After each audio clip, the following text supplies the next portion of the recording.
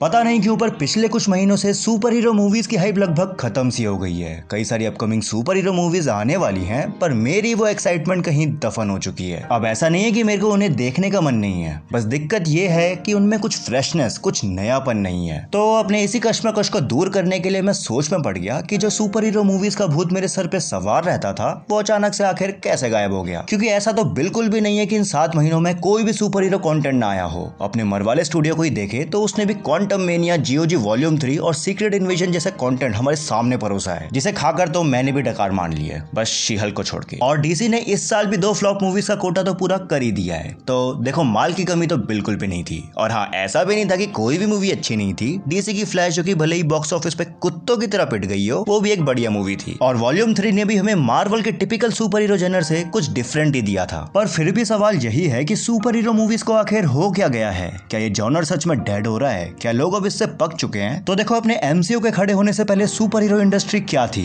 लगभग सारी ही super hero movie standalone बनाई जाती थी। किसी भी सुपर हीरो का एक दूसरे से कोई भी नाता नहीं था। मतलब एक तरीके से ये सिनेमैटिक यूनिवर्स का कोई कॉन्सेप्ट नहीं था कि हम एक पूरा सुपर हीरो यूनिवर्स बनाएंगे, पूरी सुपर हीरो की टीम होगी जो कि एक गैलेक्टिक लेवल थ्रेट को रोकेगी। लेकिन जब इन सभी चीजों की शुरुआत हुई तो इनके साथ एक प्रॉब्लम भी आई, सिमिलर स्टोरी लाइन की। लगभग सारी ही सुपर हीरो मूवीज की कहानियां कैसी होती हैं? मूवी में एक विलन होगा जो कि हमारे लिए तो विलन है, पर उनकी बैक स्टोरी ये बताती है कि वो क्या थे, वो क्यों बुरे बने, क्या सिनेरियोस थे उनके, क्या मकसद थे, जिससे हम भी समझ जाते हैं कि हाँ, ये उस सुनहरे और चमचमाते चंद्रमा का वो पिछला भाग है जिस पे कभी रोशनी पड़ी ही नहीं। तो वो बस एक सिंपैथिक सुपर विलन है जो कि अपने मकसद के हिसाब से हीरो है। इसके अलावा मास लेवल डिस्ट्रक्शन होता है, हजारों सैकड़ों लोगों की जान दांव पे लगी होती है, और पूरे ब्रह्मांड की किस्मत बस 6 लोगों के हाथों में ही होती है। ऑलमोस्ट हर एक सुपर हीरो मूवी बस एक ही कहानी पे आके अटक जाती है, जो कि सही है, पर एक टाइम के बाद सब कुछ बोरिंग और रिपीटेटेड लगने लग जाता है। अब देखो, मैं ऐसा नहीं बोल रहा हूँ कि सिनेमैटिक यूनिवर्स बिल्कुल ही गलत है, बल्कि अगर तुम एमसीयू के पहले के 4 फेज देखोगे तो वो काफी बढ़िया रही हैं। एक ही यूनिवर्स में होते हुए भी हर एक super hero movie individually stand करती है। जैसे कि टोनी का उसके अतीत में करी हुई कुछ गलतियों से सीखना, कैप्टन रॉजर्स का इस आधुनिक दुनिया में लोगों के भीतर के छलावे को पहचानना, ये सब एक ही यूनिवर्स में होते हुए भी एक डिफरेंट एक्सपीरियंस देता है। और यही बात डीसी के वॉचमैन पे भी अप्लाई होती है। एक ही यूनिवर्स का पार्ट होते हुए भी ये मूवी काफी सीरियस टॉपिक के साथ डील करती है, और ये बिल्कुल भी फनी बनने की कोशिश नहीं करती। अब इन सभी चीजों का बेस्ट एग्जांपल बताऊं तो आती है अपनी सैम राइमी की स्पाइडरमैन, जहां स्पाइडरमैन की जिंदगी उसके अंकल बेन के कोट को ही रिप्रेजेंट करती है। Great power comes with great responsibilities. जहां पार्कर अपनी स्पाइडरमैन वाली दोहरी जिंदगी की वजह से अपनी असली शख्सियत की अच्छे से बचा चुका है। नौकरी चली गई, छोकरी चली गई, शक्तियां चली गई, और अंत में उसका दोस्त भी चला गया। मतलब कैरेक्टर अपनी तीसरी मूवी तक इवॉल्व भी करा जा रहा है। और स्पाइडरमैन नो वे होम में भी हमें उसका एक अलग पर्सपेक्टिव दिखाया जाता है, जिससे अपना एक और पॉइंट निकल के आता है कि कैरेक्टर्स आर नॉट इवॉल्विंग। अब इस पॉइंट का परफेक्ट एग्जांपल थॉर है। खुद ही देखो, एंड गेम तक भाई का ऐसा जबरदस्त कैरेक्टर डेवलपमेंट होता है जिसमें वो सिर्फ और सिर्फ डिप्रेस और बहुत ही डिप्रेस वाली जिंदगी से बाहर निकलकर एक नई शुरुआत करता है, जो कि थॉर के लिए बिल्कुल सही था। यहाँ तक अपना थॉर का कैरेक्टर इवॉल्व हो जाता है, पर लव एंड थंडर को देख के ऐसा लगता है कि उसे बस जबरदस्ती एक मूवी थोप दी गई है। अभी तक बंदे ने जो भी एक्सपीरियंस लिए हैं उन सबका भांग भूसड़ा मचा दिया है। और यही हाल एंटमैन के साथ भी है, क्योंकि अगर आपने ध्यान दिया होगा कि जब से ये सुपर हीरो यूनिवर्स वाली कहानियां शुरू हुई हैं, कैरेक्टर्स में कोई स्ट्रॉन्ग बदलाव सिर्फ और सिर्फ उनकी ओरिजिन स्टोरी में ही आए हैं। टोनी स्टार्क को रियलाइज हुआ तो उसने अपने वेपन डिवीजन को बंद कर दिया और वो डिस्ट्रॉयर से सेवियर बन गया। थॉर एक एरोगेंट गॉड हुआ करता था, मगर जब उसे रियलाइज हुआ उसने अर्थ के लिए एरोगेंस छोड़ दिया। तो इन सभी कैरेक्टर्स के बदलाव हमें उनकी ओरिजिन में ही दिखते हैं। और ये बात तो तुम भी जानते हो कि जब तक तुम किसी चीज से रिलेट नहीं करते, तुम्हें वो चीज पसंद नहीं आती। और यही रीजन है कि हमें गार्डियंस ऑफ द गैलेक्सी की सभी मूवीज पसंद है, क्योंकि जब फैमिली की बात होती है ना,